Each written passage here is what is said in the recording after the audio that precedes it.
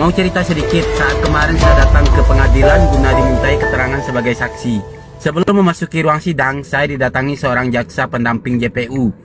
Lalu mengatakan kepada saya, Pak Joni, setelah sidang selesai, tolong datang ke kantor ya, karena ada surat yang harus Pak Joni tanda tangani. Saya lalu bertanya, surat apa Pak? Beliau menjawab, saya tidak tahu, pokoknya datang saja ke kantor. Karena saya berpikiran ini ada hubungannya dengan perkara yang sedang disidangkan, selesai sidang saya pun buru-buru datang ke kantor Kejari Tanah Datar. Setibanya di kantor, saya ditemui salah seorang staf, bukan jaksa ya. Lalu saya disodorkan surat pertanggungjawaban atau SPJ untuk ditandatangani dan sebuah amplop yang berisikan uang. Awalnya saya berpikir ini uang sogokan, tapi setelah saya jernihkan logika berpikir saya, nggak mungkin rasanya jaksa nyogok saya. Masa nyogok suruh tanda tangan SPJ, di mana SPJ itu dibunyikan jumlah nominal uang yang saya terima dan itu adalah uang pengganti transportasi saya sebagai saksi. Saya pun lalu bertanya, ini dasarnya apa Bu pemberian seperti ini? Apakah ada ketentuan yang mengatur? Dia pun lalu menjawab, saya tidak tahu, saya hanya diperintahkan untuk menyodorkan SPJ ini untuk Bapak tanda tangani dan menyerahkan amplop ini ke Bapak. Sesampainya di rumah saya membuka KUHP lalu mencari rumusan pasal yang mengatur tentang penggantian uang transportasi bagi saksi yang dihadirkan untuk dimintai keterangan. Alhamdulillah, saya tercerahkan serta terupdate pemahaman hukum saya.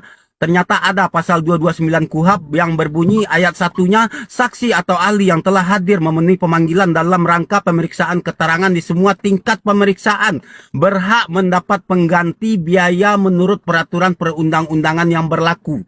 Di ayat 2-nya berbunyi, pejabat yang melakukan pemanggilan wajib memberitahu kepada saksi atau ahli tentang haknya sebagaimana dimaksud dalam ayat 1. Poinnya yang ingin saya sampaikan di sini, mungkin pernah di antara kita menerima panggilan untuk dimintai keterangan sebagai saksi baik di tingkat penyelidikan, penyidikan maupun pengadilan, tapi tidak pernah menerima haknya sebagaimana dimaksud dalam pasal 229 KUHP tadi.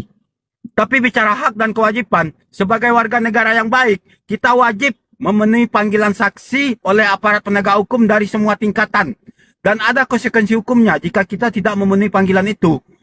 Selain berbicara kewajiban, kita juga punya hak, yaitu menerima penggantian biaya transportasi sebagai saksi sebagaimana yang diatur oleh pasal yang saya sebutkan tadi. Disinilah kita dituntut untuk melek hukum. Kalau sudah ada ketentuan yang mengatur mengenai hak kita itu, berarti negara sudah menganggarkan untuk itu. Kita tidak bicara nominal, berapapun nominalnya yang menjadi hak kita itu harus kita ambil.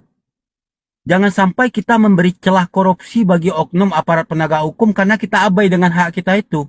Bayangkan jika satu perkara dibutuhkan antara 8 sampai 10 orang saksi dan semua saksi itu tidak diberikan haknya oleh oknum aparat penegak hukum itu. Lalu siapa yang mengambil uang itu? Tentu oknum aparat penegak hukum itu. Berarti kita berkontribusi memberi celah korupsi bagi oknum aparat penegak hukum seperti itu.